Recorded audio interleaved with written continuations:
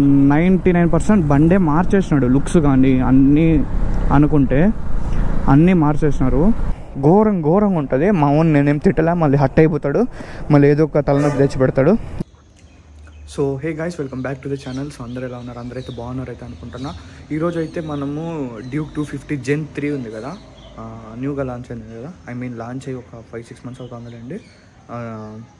So మనమైతే దాన్ని ఈరోజు నీట్గా టెస్ట్ డ్రైవ్ చేసి ఎట్లుంది ఏమైనా పర్ఫార్మెన్స్ అన్నీ మీకు చెప్తా. సో ఇప్పుడు ఎందుకు సడన్గా అంటే ఇంకా ఎందుకో నాకు ట్రై చేయాలనిపించింది. సో అట్లనే నా ఎక్స్పీరియన్స్ మీతో కూడా షేర్ చేసుకుంటా. మన ఛానల్కి ఏమైనా కొత్తగా వచ్చింటే వీడియోని అయితే లైక్ చేసి మన ఛానల్ అయితే సబ్స్క్రైబ్ చేసుకోండి. ఇంకా ఒకేసారి KTM షోరూమ్కి వెళ్ళి కలుద్దాం. సో గైస్, ఇప్పుడైతే మీకు ఫస్ట్ అయితే మీరు దీన్ని నీట్గా స్పెసిఫికేషన్స్ అన్నీ చూడండి. దాని తర్వాత మీకు రైడ్ ఎక్స్పీరియన్స్ ఎట్లుందో ఏమి అన్నీ నీట్గా చెప్తా. సో ఫస్ట్ అయితే దీని స్పెసిఫికేషన్స్ అన్నీ చూడండి. Gen 3 డ్యూక్ 250 చూసేదానికి లుక్ అయితే ఇట్లుంటుంది. ఇంజన్ గురించి మాట్లాడుకున్నట్టయితే ఇంజన్ టైప్ వచ్చేసి single cylinder liquid cooled LC4C FI engine. Engine capacity వచ్చేసి 249.07 cc. పవర్ వచ్చేసి 31 PS at 9250 RPM. టార్క్ వచ్చేసి 25 Nm at 7250 RPM. బ్రేక్స్ చూసినట్టయితే ఫ్రంట్ వచ్చేసి 320 mm disc with radially mounted caliper. Rear వచ్చేసి 240 mm disc with floating caliper. Fuel capacity వచ్చేసి 15 litres. Gears గురించి మాట్లాడుకున్నట్టయితే 6 gears with quick shifter.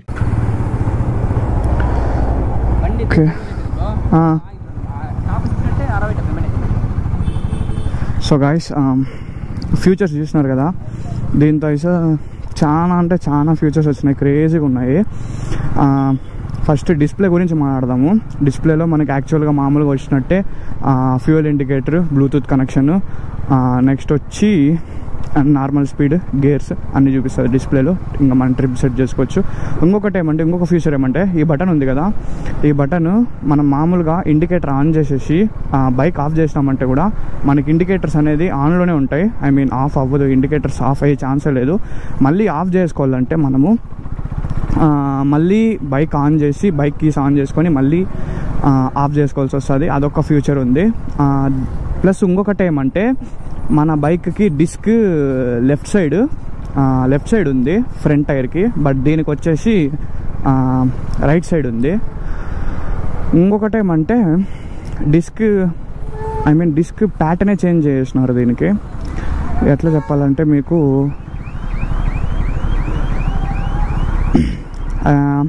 పాత బండికి దీనికి పోల్చుకుంటే ఎయిర్ ఫ్లో అనేది ఎక్కువ అవుతుంది డిస్క్ మధ్యలో.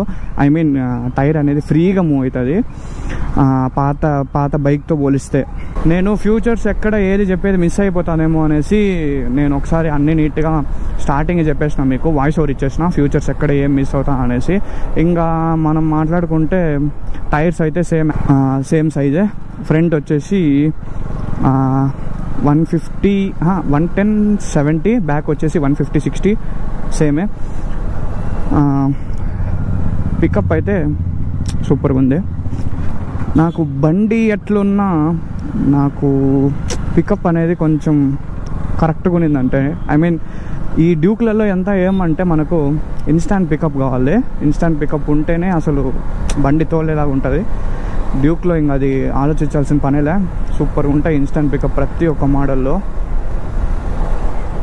సో దీంతో ఏమంటే నేను క్లచ్ టైట్గా తోలి అలవాటు కాబట్టి ఇప్పుడు ఇది కొంచెం లూజ్గా ఉంది క్లచ్. సో దానివల్ల కొంచెం ఇబ్బంది అవుతుంది. అది ఈ బైక్ గురించి. ఇంకా మనకి సీటింగ్ కెపాసిటీ అంటే మామూలు తెలిసిందే, అంత కూర్చోలేరు. 2 మనుషులు అయితే కరెక్ట్గా కూర్చుంటారు. బట్ పివిలియన్ అయితే కొంచెం అంత స్పేస్ ఉండదు నాకు తెలిసినంత వరకు. బండి తోలుతా అంటే నాకు అసలు కొత్తగా ఉంది. నేను మామూలుగా అయితే జస్ట్ ఊరికే దీన్ని తోలుదామనే ఎక్స్పీరియన్స్తోనే తోలుతాను నేను, అంతే. ఎట్లుంది ఏం కథ అనేసి. సో నేను నా బండి తప్ప నేను వేరే బండి అసలు ఎప్పుడు ఎక్కువ ముట్టింది లేదు, ఎక్కువ తోలింది లేదు. ఫస్ట్ టైం వేరే బండి తోలుతాను, నా డ్యూక్ కాకుండా, బుల్లెట్ కాకుండా.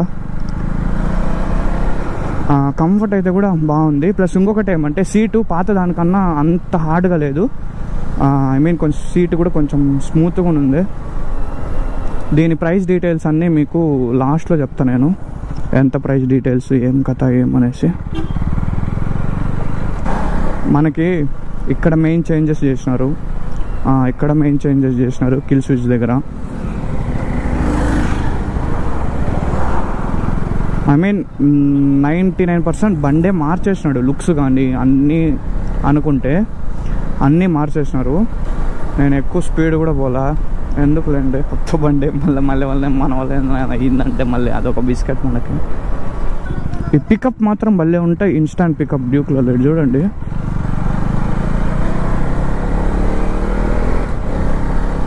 అట్లా సర్రని లాగుతుంది.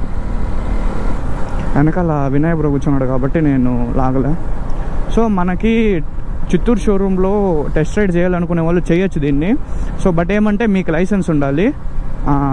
మనతో పాటు కేటీఎం వాళ్ళు మన వెనకాలే కూర్చుంటారు, షోరూమ్ వాళ్ళు, సేఫ్టీ పర్పస్ కోసం. సో అది టెస్ట్ రైడ్ చేయాలనుకునే వాళ్ళు ఫ్రీగా వచ్చి టెస్ట్ రైడ్ చేసి మీ ఎక్స్పీరియన్స్ని షేర్ చేసుకోవచ్చు.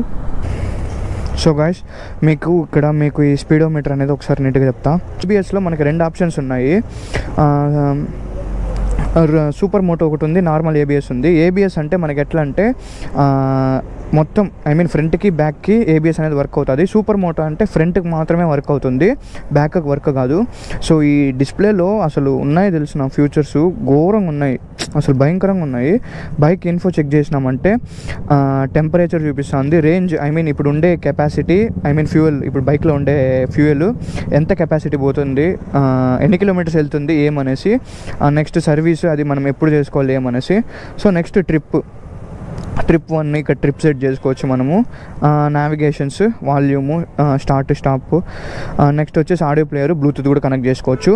నెక్స్ట్ ఇంకొకటి వచ్చేసి ఇది వచ్చేసి అసలు నిజం చెప్తాను కదా, ఈ పికప్ మాత్రం సూపర్గా ఉంది ఇంజను. నెక్స్ట్ వచ్చేసి చైన్, మేజర్ చేంజెస్ చెప్తాను వినండి. ఈ చైన్ ఏమంటే మనకి ఆ పాత బండికి ఇప్పినట్టు ఏ టూల్తో అంటే ఆ టూల్తో ఇప్పలేము, దీనికనేసే సపరేట్గా టూల్ వస్తుందంట అన్న చెప్తున్నాడు. ఆ టూల్తోనే మనం ఇప్పేదానికి అవుతుందంట, మనము నార్మల్గా ఎట్లా అంటే అట్లా ఇప్పలేము ఈ చైన్ని. నెక్స్ట్ వచ్చేసి టైర్స్ అయితే కంపెనీయే మార్చేసినాడు, స్టీల్ బ్రేస్ అంట. మనకు ముందు రెవ్స్ వచ్చినాయి, ఇది వచ్చేసి స్టీల్ బ్రేజ్ టైర్స్, ఇక్కడ చూసుకోవచ్చు మీరు స్టీల్ బ్రేజ్ అనేసి. నెక్స్ట్ వచ్చేసి సస్పెన్షన్, ఇది సస్పెన్షన్ కూడా ఇక్కడ మనకు ఇటుపక్క ఇచ్చినాడు, ఐ మీన్ కొంచెం రైట్ సైడ్ ఇచ్చినాడు. దీనివల్ల ఏమవుతుందంటే మనకు స్టెబిలిటీ అనేది బాగా ఐ మీన్ ఇంక్రీజ్ అవుతుంది. మనము కార్నరింగ్ చేసే వాళ్ళకైతే ఇది ఇంకా పిచ్చ కొట్టొచ్చు అనుకోండి దీన్ని, నీట్గా ఐ మీన్ స్లిప్ అవ్వకుండా కార్నరింగ్ అంతా బాగుంటుంది. మన బండికి చూసినట్టయితే మిడిల్లో ఉంటుంది, దీనికి అట్లా కాదు, రైట్ సైడ్ ఎక్కువ ఉంటుంది. ఇంజన్ లిక్విడ్ కూలింగ్ ఇంజన్ ఇది. సో ఇంకా రేడియేటర్ గురించి మాట్లాడుకున్నట్టయితే రేడియేటర్ కూడా చూడండి కొంచెం యూ షేప్లో ఉంటుంది. సో బండి నాకు తెలిసినంత వరకు నిజంగా నేను ఎక్స్పెక్ట్ కూడా చేయలే, ఐ మీన్ అంత నీట్గా ఉంటుంది ఏమనేసి. సో నేను ఏదైనా మిస్ అయ్యి డీటెయిల్స్ తప్పు చెప్పింటే I'm really sorry for that. Seat comfort నచ్చింది. ప్లస్ ఇంకొకటి ఏమంటే ఇటు చూడండి ఎయిర్ స్పేస్, దానికి చూసినారా, నా బండికి చూసినారా మొత్తం కవర్ అయిపోయింది.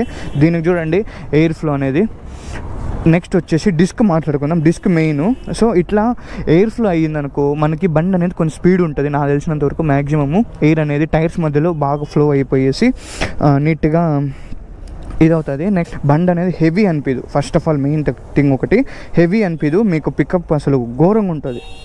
నేను ఆ బండి తోలేసి ఈ బండి తోలుతాను కదా, ఘోరంగా ఉంటుంది. మా ఓన్ నేనేం తిట్టలే, మళ్ళీ హట్ అయిపోతాడు, మళ్ళీ ఏదో ఒక తలనొప్పి తెచ్చి పెడతాడు. నేను ఎక్కువ తిట్టాను వాడిని, కంపేర్ కూడా చేయను, ఎందుకంటే అప్గ్రేడెడ్ వర్షన్స్ ఎప్పుడు బాగానే ఉంటాయి. సో ఇది ఇప్పుడు బాగుంది, ప్లస్ ఇంకొక 2-3 years అయితే దాని తర్వాత దీనికన్నా మంచి బండి వస్తుంది. తోలినా నా ఎక్స్పీరియన్స్ మీతో షేర్ చేసుకుంటానా అంతే. Gen 3 Duke 250. సో ఇది ఒక నా యొక్క కంప్లీట్ డీటెయిల్ రివ్యూ. నేను ఏదైనా డీటెయిల్స్ తప్పుగా మాట్లాడింటే I'm really sorry for that. So video నచ్చినట్టయితే like, share and subscribe. Thanks for watching. See in the next video. Bye.